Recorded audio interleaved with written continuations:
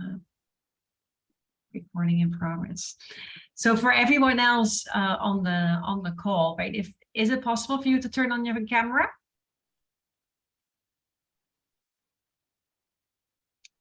Vera, Tien, Eileen, Joanna. Love to see your faces. Joanna is in San Francisco. There we go. Now, because since we are with such a small group, I can really tailor to what you're looking for, what you want to hear. So I want to make this as interactive as possible. I had a program designed for a couple of more people, but now we're smaller. We're gonna make it much more interactive. So let me start off by introducing myself. So my name is Maaike, and you can scan this to go to my LinkedIn, and you can follow me there. And I think, as already mentioned, I have a lot of different roles. I am an entrepreneur myself. I've been building a company and expanding that from Europe to the United States. I am an investor for sure. I'm also an educator. I'm also a professor at SMU.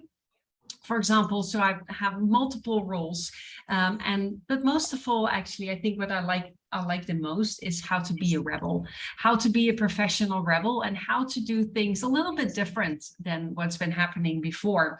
I'm from this country because usually the first thing that people ask me is, how do I pronounce your name? So Maaike, that works really well. I'm from the Netherlands, so the tulips. And here I have a question for anyone on this call. Do you know of any Dutch companies? And feel free, by the way, to just unmute yourself, because again, we're with a small group. So I'm happy to just listen to you. You can also type it in the chat, yes, booking.com for sure. And that's absolutely one of the famous Dutch companies that we know. Any others that you know?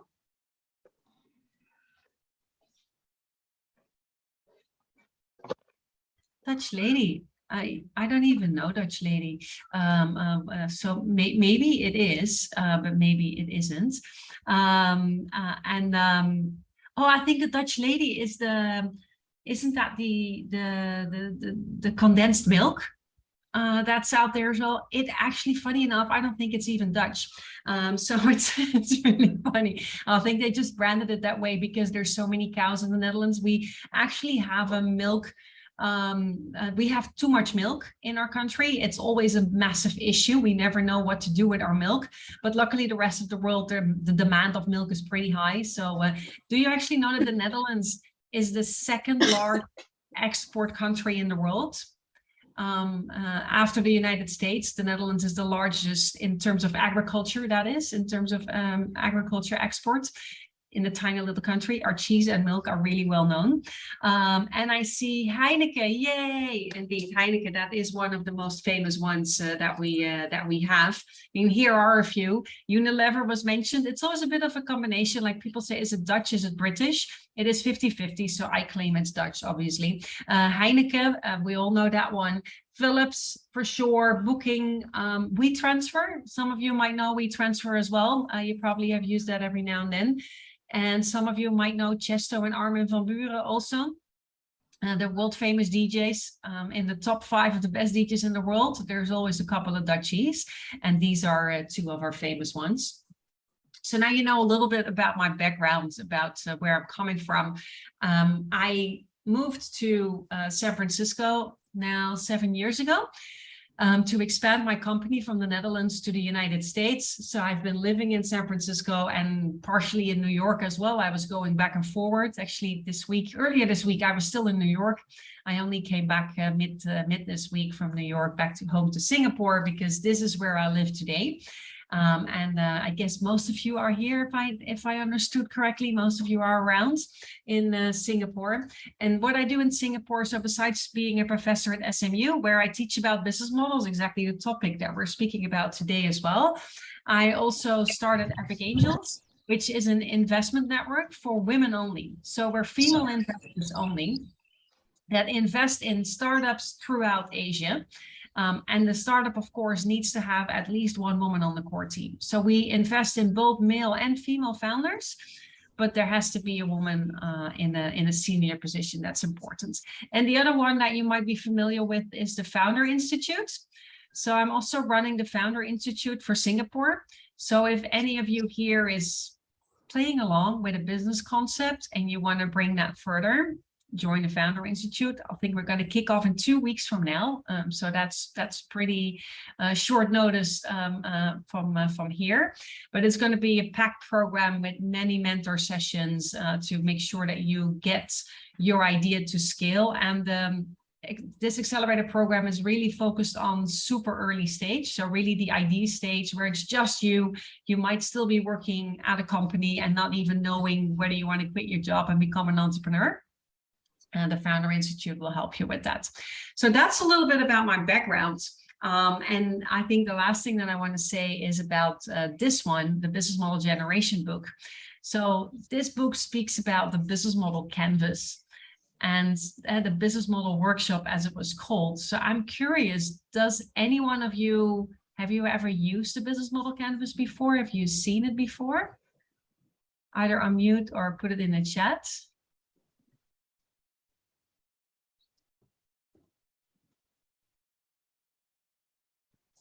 I think so. Oh, that's an interesting answer. And some people are like, no, it's my first time. I heard from me. And so most people are like, no, never heard about that. Okay, that's good. It's good for me to know, because sometimes I get people like, yeah, I've been using it a few times, because I can speak, so that means today I'm focusing on the basics. And because for all of you, what I understood so far, I just Google it and I see it's the workshop title. So for most of you, it's new. So I'll make sure I'll focus it to you. But this book, as you can see, many copies of this book have been sold. And my company, we actually produced this book. So this is the company that I brought from the Netherlands to the United States. Almost every university in the world is using this book at the moment. So when I went over to SMU to become a professor there, I was like, what courses do you have? And the course was already using my book. So that was super funny to see that. So then, of course, they hired me. That was pretty easy to make that happen. So that's the book that we're going to speak about. So I think I'm in the top 10 of people with the most knowledge about this. So you're lucky getting this private tuition here today. So the question that I wanted to ask is, like, have you heard about this? Yes, you have. And what is so important with this whole business model notion is that what we see is like business as usual is dead. And what you see is that people love writing business plans. I don't know if any of you ever wrote a business plan. I did a lot of them, actually. But what I really don't believe in anymore is business plans. Please stop writing business plans. It is complete useless. What you still need to do is the strategic thinking, but a business plan has never survived the first customer contact. And it takes so much time to write it. By the time you're done, the world changed again, right? So it's absolutely complete useless. So that might be the best news on this Friday afternoon, is that stop writing business plan. Complete useless. But what are you going to do, right? If you really want to do this in a different way, it means that we need to, because we know there's so much uncertainty, it really means that we need to embrace this uncertainty and feel more comfortable with that. And a way to do that is to apply design thinking. So who's ever heard of design thinking here? Who knows what design thinking is?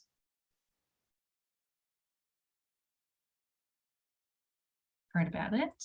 Means like, not really sure what it is. At least that's how I interpreted this. Heard of it, not too sure about the details, not sure. Okay, it's like we've heard about it, but not too sure. Okay, that's all good. So design thinking basically means that we need to think as a designer, very literal translation. So then what is a designer? If you think about this, if you think about the professional, like the traditional designers, fashion designers, assume you want to design a dress. What happens is you take a piece of paper, you take a pen, and you quickly start to sketch multiple concepts of a dress. And you throw them away, and then you keep a few, and then you have a small selection. You're like, yep, this might become something. You have a piece of fabric in the corner, you start to cut your dress, you put it on a mannequin, you put it on a human being, and you start to iterate on that. But what we do in business, we somehow want to get to the single right solution immediately, the business plan, right? One business plan, and we're like, ta-da, this is going to save the world. But that's never the case. So the whole notion of design thinking is all about how can we create multiple options? How can we do this in a different way, in a very, very fast way? And it's all about exploring things, figuring out what does not work. Failing is very important in this whole notion. It means the single right solution does not exist. We need to explore multiple avenues. And this is the official definition of design thinking, where we say it's a human-centered and collaborative approach to problem solving that is creative, iterative, and practical. So if we translate this a little bit, it is human-centered, meaning it's all about the customer. The customer is first, not your product. It's about the customer. It's collaborative, so it's always better done with more people, not on your own. You're trying to solve a problem versus a lot of companies, unfortunately, are just creating a new product and putting that in the market, but they're not really solving a problem. So it is a very creative process, iterative and practical. I mean, is it like drawing flow diagram? In a way it is, but I think it's all about the creation of a new business that we want to do. And when you want to do that, it is about like, how can we apply this notion of design thinking to our own business? And that's where the business model comes in, because if you want to do that, we need to have a different tool, skill, and mindset, because I already told you, please stop writing business plans, but we still need to come up with a better business. That is our whole idea that we want to get through. So because this workshop is called the business model workshop, so you came in with a certain expectation about business model. What would be your definition of a business model? Could you type that in the chat? Like how would you describe the word business model? What is that for you?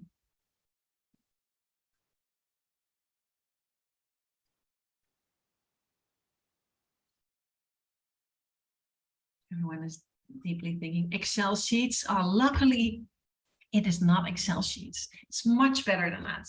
I studied math, so I actually really, really do love spreadsheets, but no, not for business models. Solution to provide the service, keep the profits coming in, the organization structure. Yeah, like it's basically how does your organization work? How does it all come together? Flowchart and answers to how, what, who. The word flow is definitely key here today. I can see that.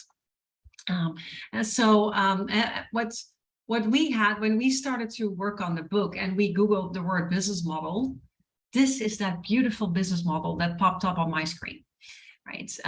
So when we saw that, we're like, oh, okay, maybe we need to create this common language about what is actually a business model.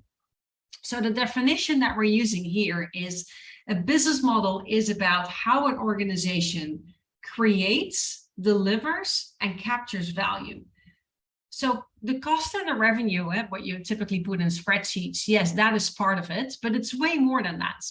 And so how do you create, deliver, and capture value? And we put that together in 9 building blocks, the business model canvas. So again, I'm assuming none of you has seen this before. So let me go through and explain that to you. So the business model canvas, the first field in there is the customer segments. Who is your customer? Who is the one paying? Who's the one receiving?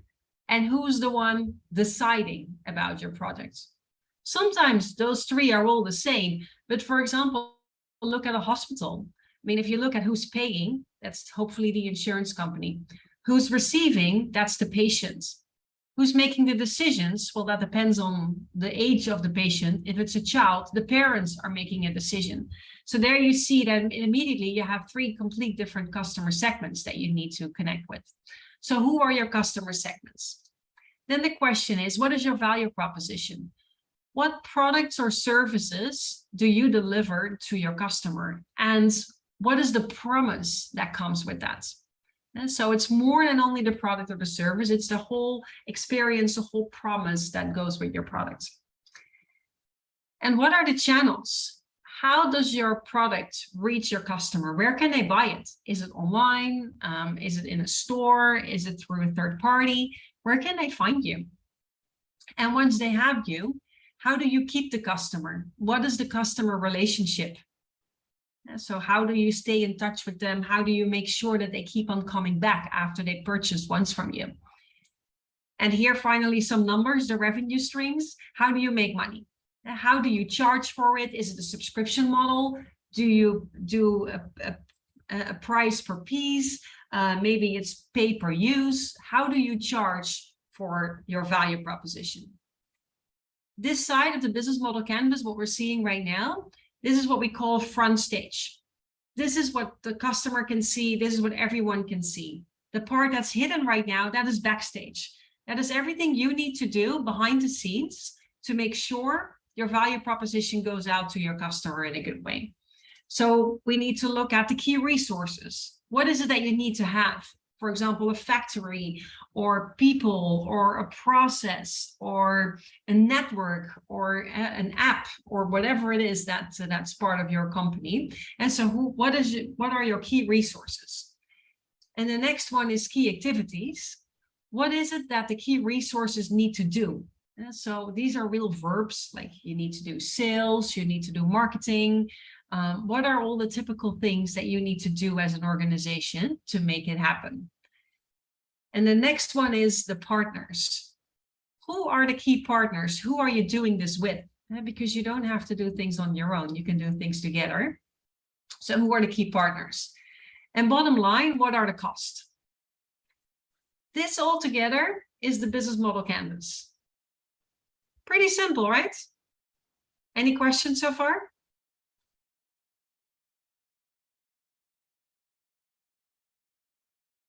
No questions? All super clear? It's very hard since most of you still did not turn on your camera. So I have no clue whether you're just chatting with someone else or whether you are actually here in the session today. Or because I don't see anything in the chat either, just let me know. Here we go. Yay, got one more. Thank you, Z. I really appreciate that.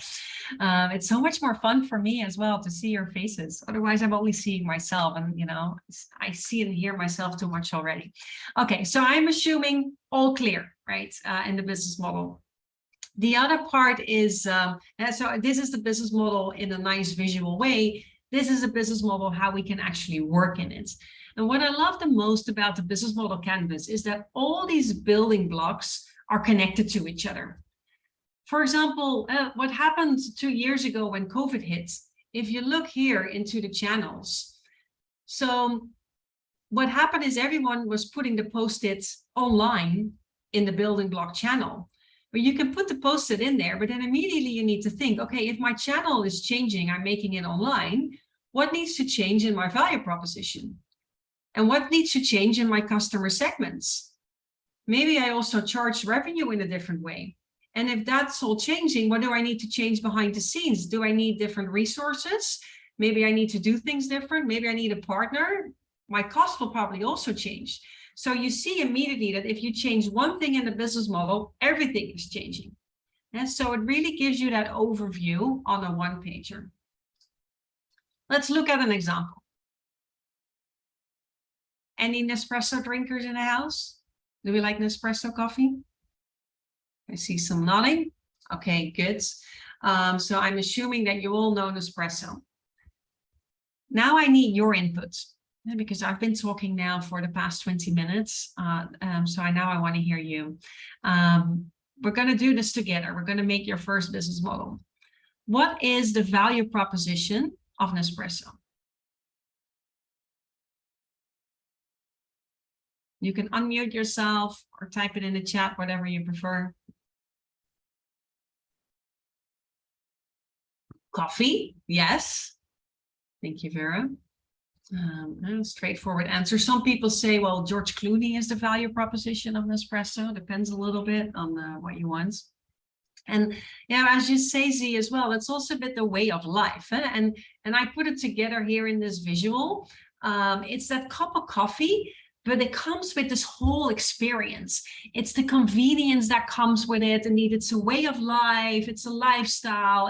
It fits sort of in everything. So it's definitely more than only purely coffee. Easy to make, high ends. Yes, thank you, Emily. And so indeed, there's a lot to that cup of coffee. Who are the customer segments? What are the customer segments of Nespresso? They have two distinct customer segments.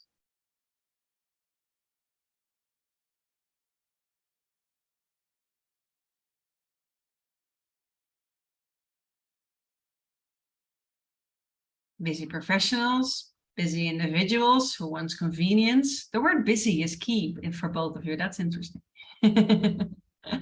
Coffee addicts and on-the-go worker. Yeah, what we like to say as well is sort of good coffee at home and good coffee at work. And so you see that there is indeed the home segment and there is the professional segments. And so those are typically the two customer segments for Nespresso. What are the channels? Where can you buy Nespresso?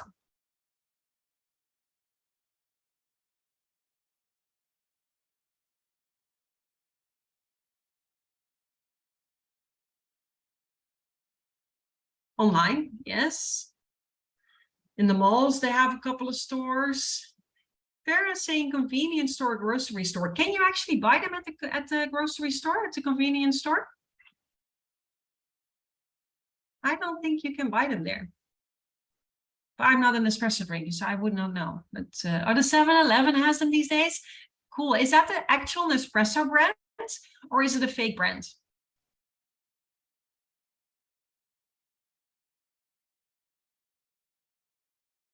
The actual one. I can drink. Oh, really? Oh my.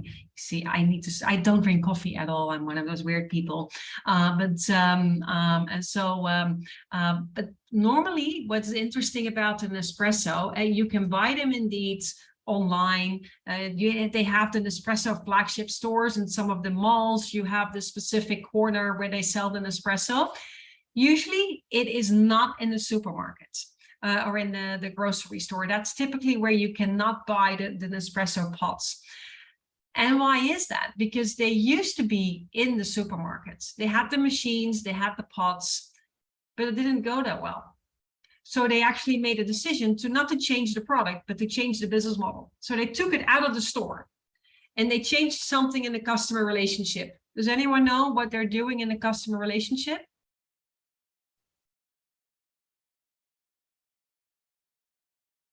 What's the key thing for an espresso? If you watch the commercial, they always talk about that. Even if you're not an espresso drinker yourself. Basically what it is about, you're a member of the club. So whether it's you or George Clooney, we're all just as special. We're all special members of this club. And that is the key part about Nespresso. Because when you're in the grocery store, no one knows who buys your coffee. You have no clue. You don't know how often people buy it, how much they buy, when do they come back for it, what flavors do they buy. But by making it a club, all of a sudden they know everything about you. So they have all the data exactly about you, when, how, and what you drink your coffee. They probably know exactly when you're ill or when you're on a holiday because your consuming pattern is changing. They know all about you. If you are an espresso drinker, probably you will remember they send you an email saying like, hey, isn't it time to buy more coffee? And then you check in your kitchen and you're like, they're right. It's the perfect moment to buy the coffee right now.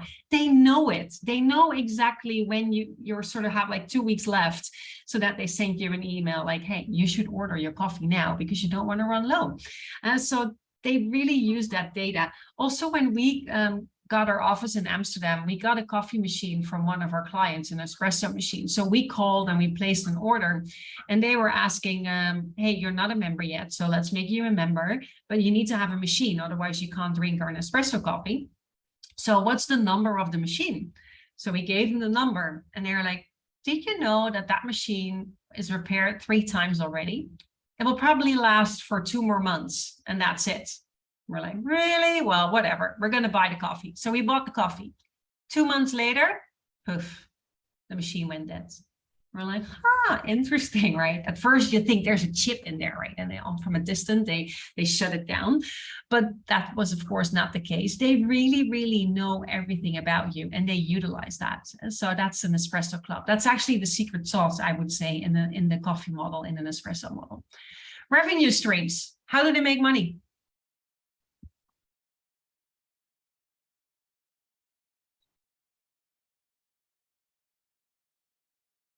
The pots, yes. Basically what it is, it's a small money back on the machines. And so it's a small margin on the machines, big margin on the pots. Exactly, that's where they make their money. In the business model language, it's called the bait and hook. It's, you know, so you hook your customers in the model and they're fixed in it. It's just like printer and cartridges. I mean, who needs a printer, by the way, these days? But you know, if you want to have a printer, pretty cheap.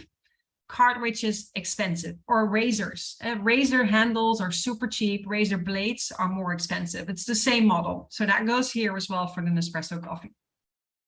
What are the key resources for Nespresso? What do they need to have? The coffee beans. Funny enough, they don't think that actual coffee beans are that important. It's really funny because we speak about coffee here. I have more to say about that later. What they do need, of course, is the whole production process, the whole factory around that, how to actually produce the coffee. That's a very important one. Another important one is the patents. They used to have the patent on the pots, not anymore, and the patent expired.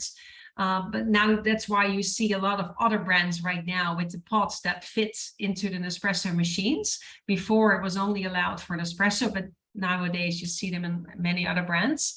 And this one here is the data.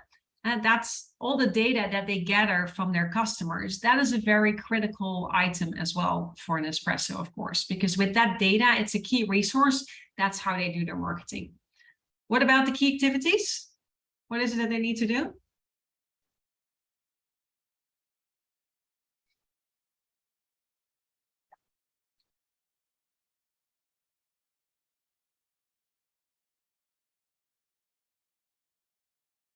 What does Nespresso need to do?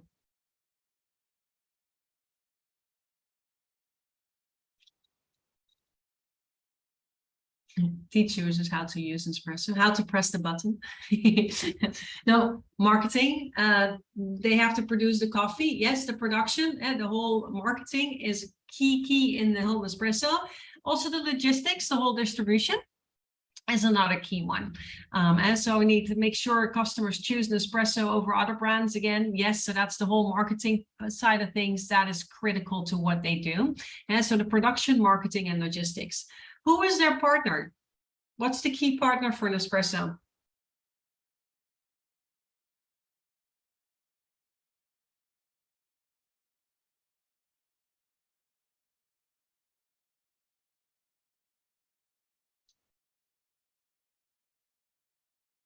Distributors? Not really. Yes, Emily. The machine manufacturers. That is exactly the key partner for Nespresso. Because without this machine, the whole model will fall apart.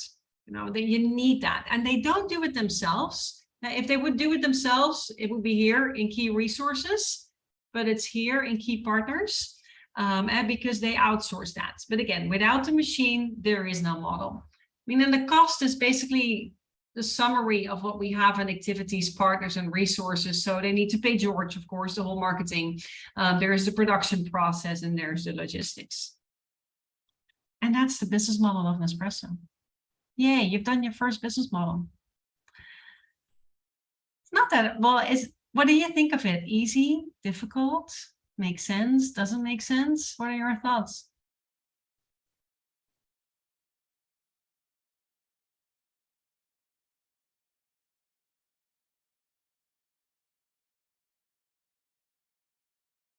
And again, you can unmute yourself. We're just in a small group. So feel free to open up your mic. I'm very curious to hear. You came into this workshop probably not so straightforward, is what Christy's saying. What is not so straightforward for you, Christy, about this? Can you explain a little bit more about that? What do you mean? Maybe like in the context of coffee, like I never thought there were so many things involved. I mean, to me, it's just pods and machine. But I think more is actually behind it, and the business model is much more than just these two things. Yeah. So actually this model, and because we did this in 10-15 minutes, huh? We did this pretty fast all together, and and if you see with the collective experience that we have here in the room, we can pull this model together. We have enough knowledge about that. And that is what I personally really like about using the business model canvas. In a very short time frame, you're able to drill down to the essence of the organization. What is this actually about? What are they doing? How do they make money? I mean, my husband, he hates it by now, because even if I'm on a holiday, immediately if I'm intrigued by something that I see, I start to make the business model, because that's now how my brain is wired, of course, because I've been doing this for the past 14 years. So, it's hard to stop thinking this way, but it helps. Like, I've also been training managers at a bank managers that need to provide loans to companies. And by giving them this tool, that will help them if they're speaking with their customers to, quickly sketch, how does this company actually work? How does this business work? I mean, I work with many startups, and I'm an investor. So if I want to understand this startup, I'm going through these 9 building blocks. Like, what is their model? Or if they tell me a story, I'm like, okay, I have 7 building blocks, but I missed 2. I need to ask a couple more questions about those 2 building blocks to really further understand what this model is about. And especially what I always look into, because many startups send me their business model, or even just, to give some feedback. I always look at customer segment, value proposition, and revenue stream first. I call that the golden triangle in the business model. And that's what I really want to understand before we even move further into all those other details. But in the end, it's about how all these building blocks work together. And I'm really curious to hear from you, because with a larger group, I had an exercise scheduled where we would do one more business model, but I actually think it's much more fun to speak about this, because you joined this workshop with something in mind, and you wanted to get something out of this. And I shared the business model canvas with you now, because it's only a short 1-hour workshop. But the question is, why were you intrigued by the business model? Why do you want to know more about this concept? Are you planning on building something yourself? Is that your idea, that's why you wanted to know something about this? Or why is business modeling as such interesting for you? Why did you sign up for this workshop, basically?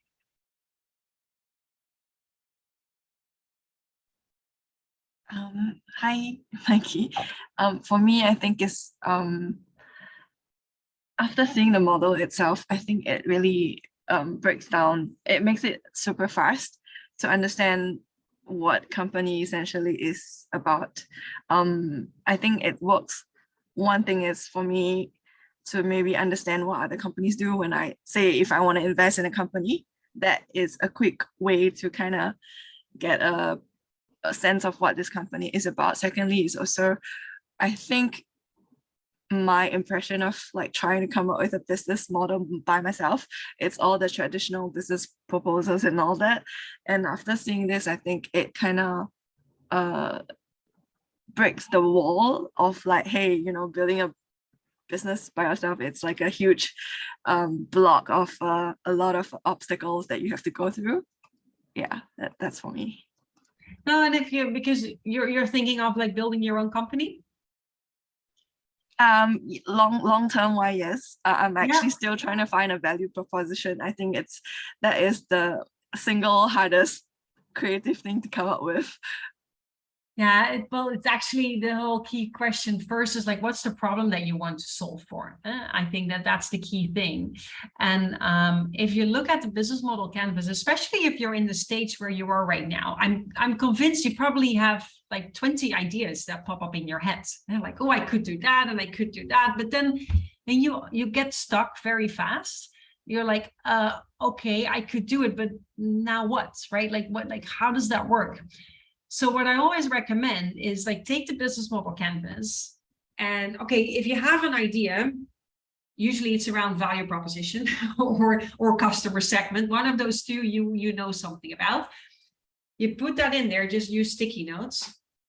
And then you're looking, okay, if that's my value proposition and if that's my customer segment, how do I make money? Okay, you know, will I charge a subscription? Okay, I charge a subscription. And then you can go through all the other building blocks, right? If I look into, let me go here. What I wanted to do with you was the business model of Spotify, but I think this is more fun. And so you literally take a business model and you just start by like, okay, I have an idea. I don't know, what do you want to make? Any suggestion here that you want to give me? What's one of your ideas, or one of the ideas that you said no to? Or even, what is it, the whole build-a-thon that we're working on today, right? So look at that from a Wonder Woman perspective, the build-a-thon that we're having as a value proposition. Okay, cool, we want to organize that. Well, what is our customer segments? Well, we know it's a lot of digital nomads, I think, in this group, if I'm not mistaken, and that's out here. It's female, female sort of future entrepreneurs. I think that's a lot there as well, right? Or like, how would you describe it? Help me out here, because as we said, you can't do this on your own. It's always very good to get some inspiration here. And so then we know, like, okay, that's the build-a-thon, digital nomads, female founder, future entrepreneurs. Good. Okay, how am I gonna make money? Okay, I don't know, is there an entrance fee? There might be an entrance fee, but I might actually also find some sponsorship here because the entrance fee is probably not enough. Okay, sponsor fee, I'm giving it a different color because actually that means I also need sponsors here as customer segments because otherwise there's something going wrong in my model. Hey, and if I put that here, then I need to offer them something to them. So I basically offer them an audience that might be interested in their products. Okay, cool. And so you see, all of a sudden, we start to build a business model here together. And you only get there, in my opinion, because sometimes we're just spinning in our heads and we keep on spinning, and nothing is happening. But by getting this business model, you're like, okay, let's put it down. Good. Okay, now my channel, how am I going? Well, social media, they're going to hear about me through social media. That's my biggest channel, I think, especially the Facebook. What am I going to do? Customer relationship. Well, there is a membership or sort of like a community, let's call it like that, that we already have here as Wonder Woman. Great. Key resources, what do I need to have? Well, I need to have a location because I'm going to put all these women together, and I need to have an event team as well. Otherwise, nothing is going to happen. And I also need to have maybe some content that I want to work on. So there we go. Okay, what do I need to do? Well, I need to get some, I need to get speakers as well, get speakers.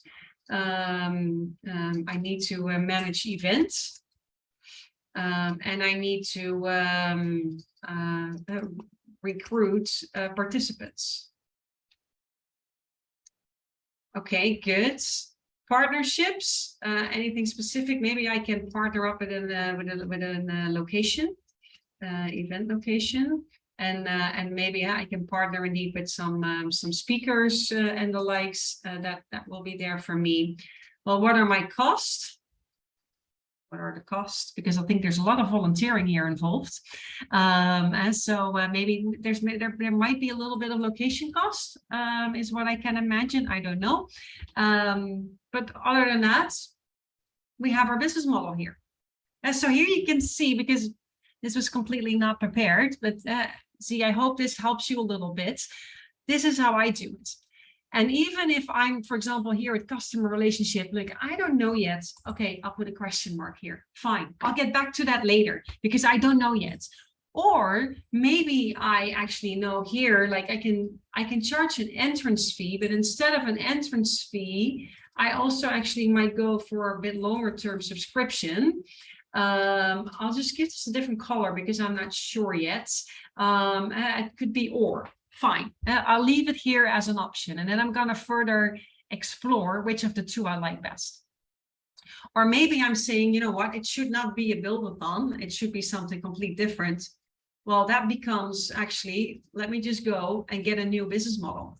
Much easier. I'll make the next one, because you could see we did this in 5 minutes. And so you can do very fast, you can get your ideas out of your head and make it real. Because for me, that is the most important part of design thinking, of using a tool like the business model canvas. Stop the blah, blah, right? We're talking and talking about it. We need to do something here. We just put it on a piece of paper, make it real. I like what I'm showing you right now. You can Mural or Miro, and they're all the same, all of these tools. I still think it's better with paper and Post-its. It has more magic to it, but you know, it's not always available, and then we do with something virtual. See, is that does this help? Yeah, it seems like it can be faster and easier as long as we keep practicing. Like the more we analyze different business models, it comes to us easier the next time. Yeah, and it's also, don't go into analysis paralysis. We tend to get stuck a little bit in analysis paralysis, but we shouldn't. I mean, the only thing to figure out if this thing will work or not is get out of the building. Is like put a prototype out there, put a website up with just smoke and mirrors, right? There's nothing real, but put the website out, see what happens, do something on social media, see what happens, and see if there is indeed some traction. Without, doesn't cost you a single thing. I mean, it's not costing you money yet, and you can throw out a couple of feelers to see, hey, is there market potential? I've had that as well. Like I was playing along with developing some masterclasses, and then I can spend a lot of time building the actual masterclass. But what I first did was actually on Eventbrite, put out an event, join this online webinar, a free webinar even, about this topic. And if I cannot get enough people together, that means no one is interested in it. So then let's not develop a masterclass. But what I also had for one other topic, I created the Eventbrite, the event, and I did not yet share it anywhere. So it was purely on Eventbrite. I did not share it on any social media yet. Next morning I woke up, I had 2 signups. So then I know, okay, wow, I didn't even share it, and I already got people that are interested in this. There's definitely something happening. I need to follow this path. And then you follow the path. But I think it's all about the doing. And I think that's that, you know, what I said in the beginning about the design thinking is you need to start doing something super small, that, because, you know, I'm assuming there's never money to really do something big, right? You can only do something small. It's just reality. And that's, but it helps you to create that business model framework, because then you know a little bit better, like, what do I need to look at? What's really important here? What am I trying to do? So that's what I think. Any other questions? Thank you, Z, for sharing what you wanted to get to. Any other things you want to share about that? Anyone else? I have a question. Yes. Yeah, so while we are doing like business models, like let's say we are doing multiple iterations, how can we really pick like, hey, this this option is the right one for us to proceed and take action on. Yeah, because I mean, here is that picture with many, many options, right? And that's basically what I'm telling you to do, create many options. Like, for example, right now with my students at SMU, we're doing a project for an ice cream shop. I live on East Coast Roads, and there's this amazing ice cream shop, Luna Gelato. I think it's the best ice cream of Singapore. But it's not going that well. There's never a huge line, while on the other corner I have Birds of Paradise, and there's always a massive line outside. But his ice cream of the Luna Gelato, much better than Birds of Paradise, much better quality. So then you start to wonder, like, how come? Why? Right? Like, what is that in that business model that happens? So my students are currently working for him to come up, and I teach the business model topic. And what we do in one afternoon, we actually come up with about 200 ideas on how we can boost the ice cream shop. It's quite a lot. So everyone will just play with Post-its. So we have the whole wall covered with Post-its. Then we make some clusters because, of course, there's a lot of overlap in the ideas. And then in about 1 or 2 days, we create between 10 and 15 different business model options for this one company. So it's quite a lot. And then the question indeed becomes, how do you know which one to pursue? Well, I always say, take 1 or 2 to get started with. And that is definitely a little arbitrary. Which one of 2 do you take to get started with? But that's just your gut feel or whatever you like most, because that's okay, right? It's only a starting point. And then what you need to do, you need to figure out what are the most critical assumptions that I have here about the problem that I'm trying to solve, about the customer, about the willingness to pay, because that's usually where the most critical assumptions are. Is this problem indeed a problem? Is my solution indeed solving this problem? And is the customer willing to pay for my solution? And those are always the 3 most critical assumptions that you have, no matter what type of business you're in. And there's only one way to figure it out, and that's by getting out of the building and testing that. And so it's called the whole lean startup methodology. If you have not heard of that one yet, then Google it on the internet. There's a ton and ton of videos, talks, blogs, articles that you can find about that. The lean startup methodology. It's really, really full of examples, of tips, and this is what I do with my students. So every week they literally need to, what I call, get out of the building and interact with potential customers, ice cream customers. So that's easy. Everyone roughly could be a customer, and they need to start to ask questions.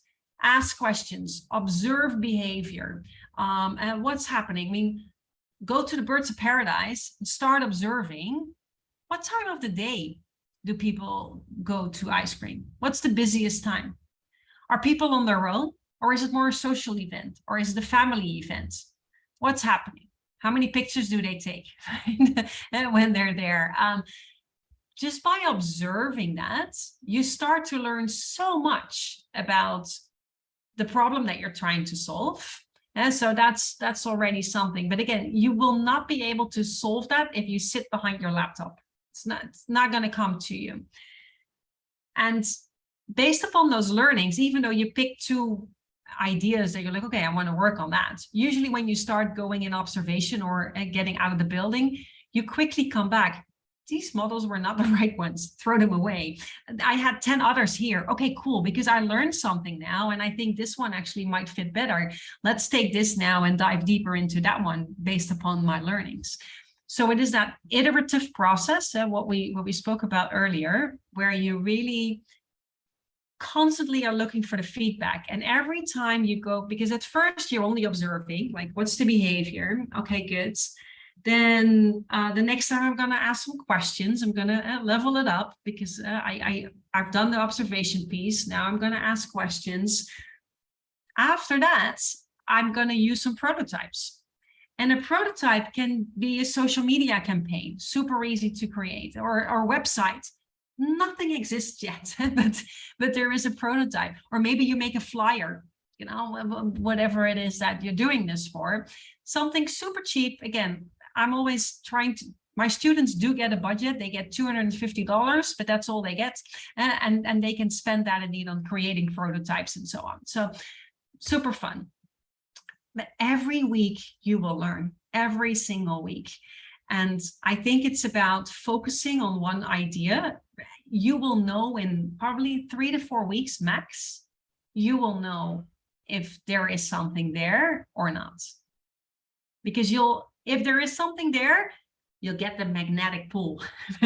You'll really see that your customers are like, tell me more, where can I buy it? You know, where can I get this? You'll feel that pull. And once you start to feel the pull, you're off. And then, you know, then everything goes more natural. But I think that that's the most critical thing, because sitting behind your laptop, staring at those 10 models, you won't be able to choose. And in the end, it's not you that you choose, it's your customer that you choose, because they're the one that needs to pay for this. So, so that's the thing. Long answer. Thank you. That helps, Vera. Yes. No, and I think that's also, you know, what I wanted to share as well is about, you know, create those options. And I mean, I love this famous quote as well. If you're not embarrassed by the first version of your product, you've launched too late. And this is true. This is the Silicon Valley mindset, by the way. This is absolutely what's happening there. Just launch it and then figure it out. Won't cost you a single thing to launch in a website, and bam, you're launched already. That's how easy as it is these days. And there's so many tricks that you can do in a very low-key manner to make things going. And I think, you know, the most, a couple of important things here, and here it is. If you can dream it, you can do it. So have a vision with that as well. I feel very passionate about that. And believe in yourself. I don't know if you ever watched Pippi Longstocking. If not, then watch it this weekend. It's so funny. But what this is all about is like, if I've never tried that before, so I think I should definitely be able to do that. That is her behavior. And she's this she's this tiny little girl without parents living in a house with a horse and a monkey, and she has superpowers. And that's her attitude towards life, basically towards everything. Like, I've never done that, so I think I can. And I think that is the mindset as well that you need to have to, like, I'm just going to do this, right? Even though I've never done that.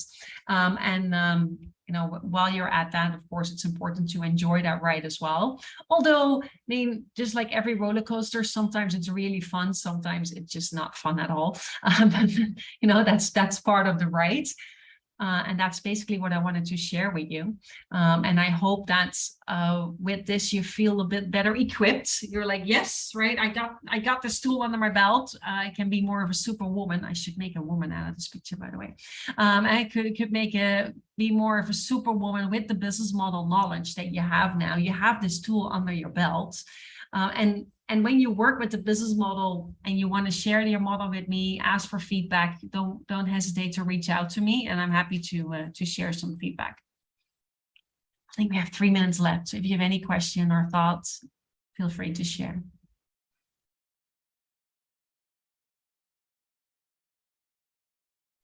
Have you, I mean, I'm sure you're an angel investor yourself, and you must have seen many different founders.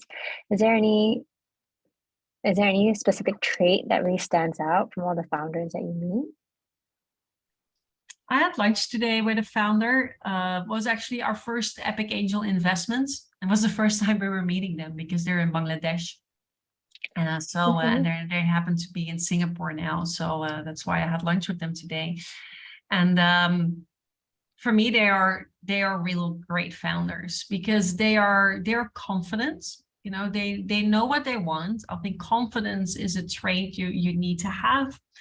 And at the same time, they also know that there's a lot they do not know yet. And so they're also at the same, even though they're confident, they're still humble and open to suggestions. They understand that the world is changing today, because it was also first investment about 1.5 years ago. And we were talking about the plans of the future today, which were completely different than what was in the pitch deck that I signed off for a 1.5 years ago.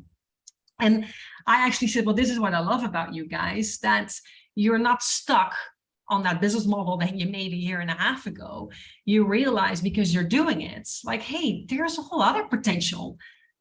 Let's follow that, right? Because we can see that, you know, that magnetic field that we just spoke about, there is this pull and I want to go in there. And I think they have that perfect combination for me, and with that confidence, like, okay, I know what I want to do. I know what I'm going after.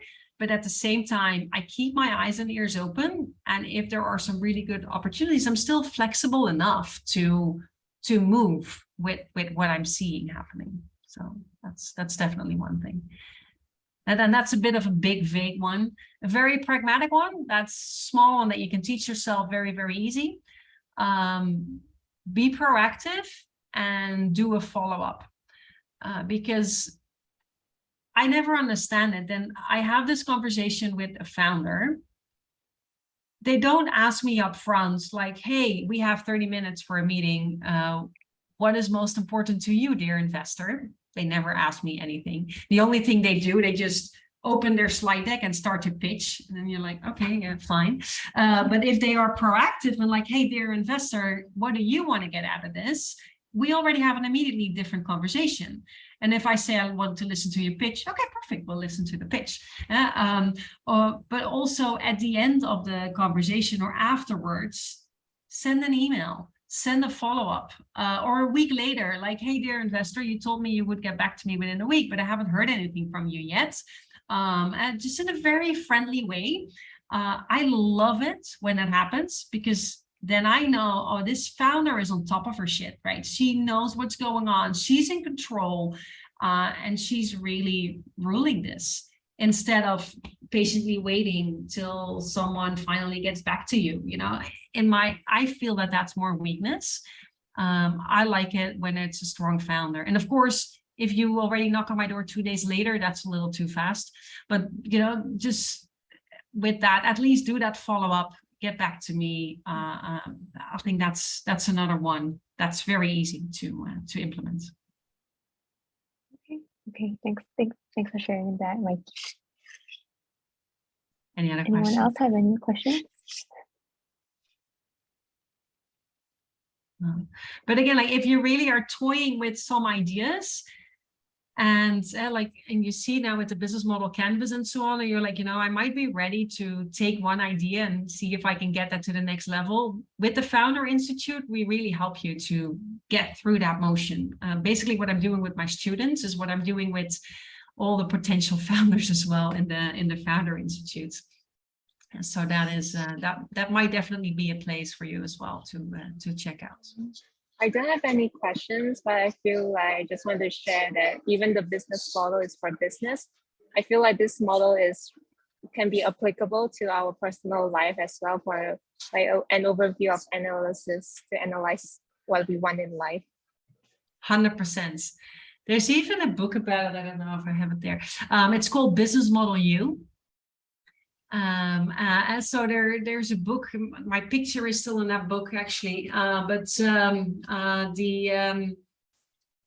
Basically what that talks about is, so also about your customer segments is really interesting. Who are your customer segments? It's indeed, if you are employed, it's your boss, but it can also be your partner or your family, or your friends that are your customers. And what is the value that you bring to the employer, or the value that you bring to that? And your revenue stream, of course, you'd like to get a salary if we talk about having a boss, but you also you probably want to get something else as well out of that. And what is that? Where is that in? I mean, and your key resources, what do you bring to the table? What is it that you have? And also here, for example, if you're currently working for a boss and you're saying, what would my life look like if I would become, you know, an entrepreneur, or I would become a freelancer? Take such a model and create that model in your business model.